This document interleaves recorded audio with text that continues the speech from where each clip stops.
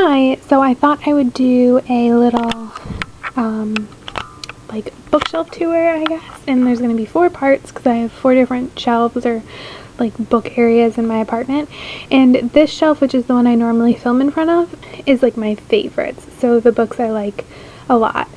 And just like a quick overview, like the top of it has like makeup, what books I've read this month so far so I don't forget anything in my wrap up, and then books, and down here are candles. So this one is like fall and winter, and then that's spring and summer.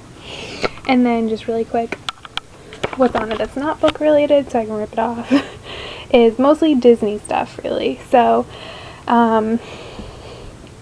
these are 2 Figment Vinylmations from Disney World, and then my Minnie Mouse ears, my Figment ears. This is like a ballerina Figment, an easy button, a cup from Disney World that just has like binder clips in it, a skunk Figment, a regular Figment 2.0, a little candle from Yankee Candle, and then a picture, oh it's too bright, a picture of my sister and I when I graduated from high school. So now that everything's pulled down, well, I'm having trouble like getting close because my camera sucks. You can kind of see where things are like open from where stuff stood, and right now everything is in alphabetical order. That might change soon, but I'm gonna leave it like this for now. So first is The Secret Garden by Frances Hodgson Burnett, Fire, and Graceling by Kristen Kishore, City of Bones, City of Ashes, and City of Glass, all by Cassandra Clare, and these are the first Mortal Instruments books. And then The Shadowhunters Codex, also by Cassandra Clare and Joshua Lewis's The Hunger Games, Catching Fire, and Mockingjay, all by Suzanne Collins.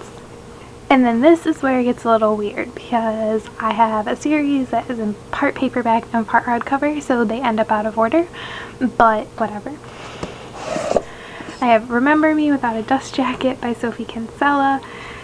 So sad I don't have that dust jacket. 20s Girl, Shopaholic and Baby, again no dust jacket, and Mini Shopaholic, and this is the most recent Shopaholic book. This came out my senior year of college, so several years ago. And I have another standalone by her, which is The Undomestic Goddess.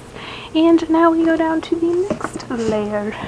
So here's where my Sophie Kinsella collection picks up or starts, I guess. These are the first 4 books in the Shopaholic series.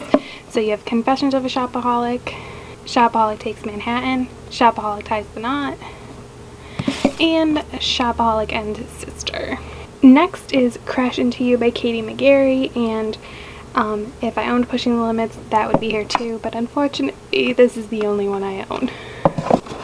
Bloodlines by Rochelle Mead, The Golden Lily, and The Indigo Spell. Next are the first 2 books in the Lunar Chronicles by Marissa Meyer. So you have Cinder and Scarlet.